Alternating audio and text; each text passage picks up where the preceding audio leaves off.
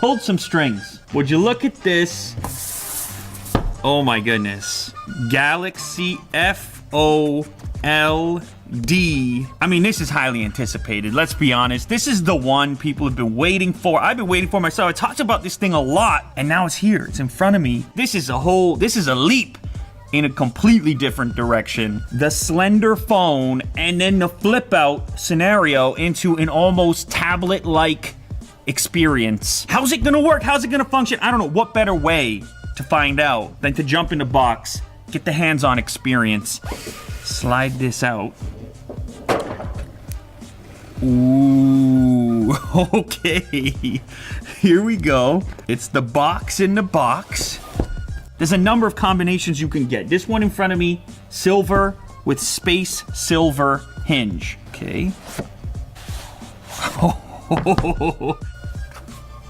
Oh, it's got the Galaxy Buds inside. Okay, we got the Galaxy Buds. Now this device will feature the wireless charge sharing. You'll be able to drop this guy onto the Galaxy Fold and charge this up right from the device. The fast charge power brick, Type-C cable to keep it charged up, and the interchangeable ear tips for those Galaxy Buds that I mentioned. Now also in here there is this little adapter that's for transferring your data over to the new device. Okay, but this is what you care about. This is what you're interested in, myself included. Look at how slim that is already.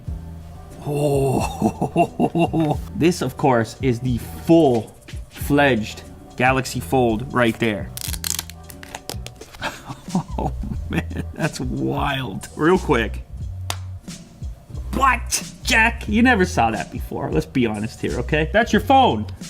Or it's your tablet. What? We're talking here about OLED. If you didn't have OLED, you're not folding displays. You can see on the front here, 2 forward-facing cameras. We flip it around to the back. You see a triple camera setup in this location. So we've got a wide, ultra-wide, and telephoto. This is already such an unusual experience with both, like holding it with both hands. Now we're catching our first glimpse actually at the keyboard, and you see you get this split layout. There's a lot of different ways to unlock this device. Face recognition, fingerprint, pattern, pin, password. Let's give the fingerprint a go here. So fingerprint scanner right there, Jack. It's a side-mounted scanner reminiscent of the Galaxy S10e. Scan in my thumbprint. All right, I think we're in. It's booted up. This is that's what you're looking at there. Now you can see the butterfly wings. What do wings do? They flap, they fold. So does the device, of course. Close it up for a minute. So this is a 4.6-inch display. It has nothing to do with the inside display. This is a supplementary display on the outside. It's 720 by 1680. Now this is gonna be useful, of course, for quick interactions, phone calls, things along these lines. You just need to pop this up to your face. And it's very slender, actually. I mean, it's got weight to it, as you'd expect. There's a lot of components at play. It's really interesting. Now, there must be some kind of magnet at the end of it, because when you get to the full close, it sits there. Let's say I've got YouTube open. And now I'm like, all right, I need a bigger display to navigate YouTube. I want to watch some videos. You just flip this open, and it's quick. It's actually quick. You're scrolling around, you're looking for a video to watch. If you actually get into a video, let's say I click on this, video playing here, flip it open, it doesn't skip. It's kind of like iPad mini territory, scale-wise. So it's 2152 by 1536 at 7.3 inches. So it really is, it's like a small tablet experience to transition into a real immersive video viewing experience. You just flip it open. These devices have become such major consumption devices for us. You saw screens scale up over time on smartphones.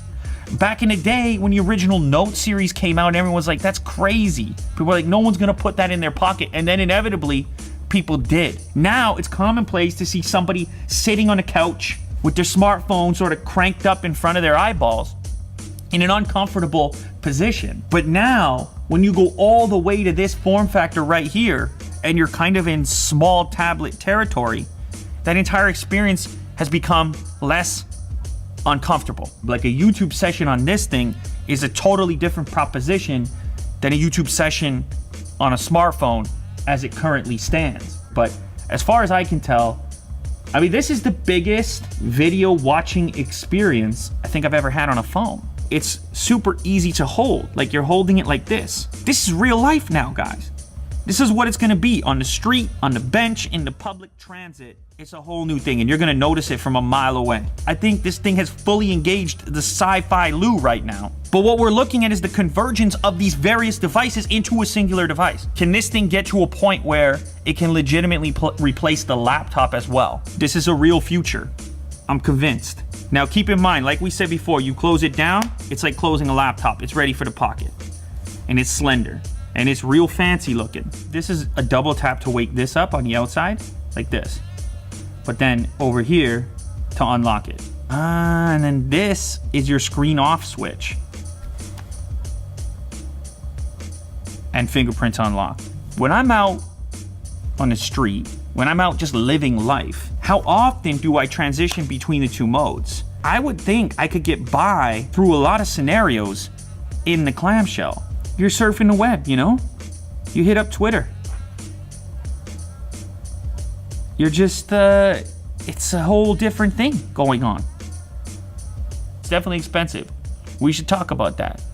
I mean, it's $1,980. Well, USD. It is a powerhouse though. 12 gigs of RAM in this monster. Snapdragon 855. It's got a 4380 battery. I really think it's the future. It's crazy to say. I didn't know I was gonna say it. This is some futuristic stuff. The 12-year-old me, like, holy moly, man. Like, just when you thought things were getting stagnant, and now that's real. Now that's a thing. That's a thing going on. Now I do need to say, it's very important, okay? I do need to say, you can see where the display folds over. It depends on the background as well. I made videos on this. I expected this to be the case. And the truth is, I don't care. I don't care at all.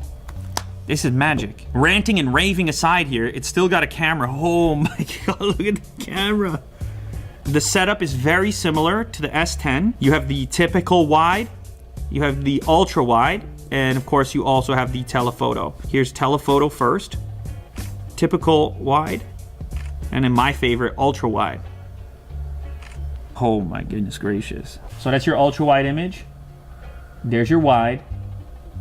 And there's your telephoto. And as you can see, you can compose just like this, just like you normally would. Lot to grip onto there. So you can see in landscape, I can go ultra wide, quick, standard wide, quick, telephoto, quick, and then I can fold it out and I'm still in the camera module. Interestingly enough, the same cannot be said for the front-facing cameras because of course we have 2 units here and a single unit on the outside. And we have a selfie, a slightly wider image, and a slightly closer one. Very nice. Wow.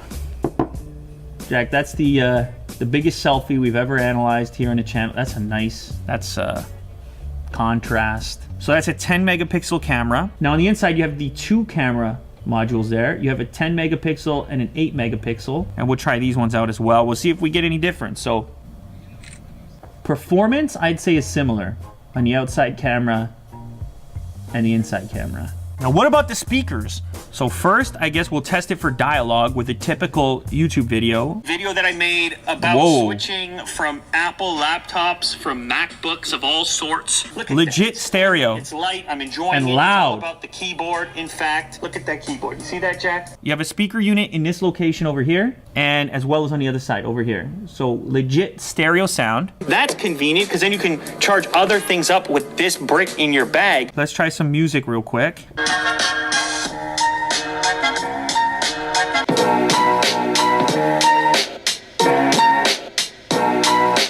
It's got a crispy sound, it's detailed, and you got sound at the left and right side. You actually have legit stereo separation, which is so unusual in the smartphone space. I mean, that's really impressive. I'm happy with that. What can we really say about it? You come into this thing, you want to be skeptical. It's your job to be skeptical. And of course, I can find a way to do that because of the price. It's still very expensive. It's almost $2 grand. And I realize not everybody's gonna be able to splurge and spend 2 G's, but you want to frame it a little bit differently. You can say, What if that individual is in the market for a tablet and a phone? I gotta say, just as a tech fan though, I mean, it's so refreshing to look at something that's so different, a completely different take on something that you're so used to. And then in the other departments where it just has to be a phone, first and foremost, it's kind of like a repackaged S10, which, I mean, you already know, one of the best phones out there. You guys have watched enough videos to know it's coming through, right? The excitement level, it's coming through or it's not.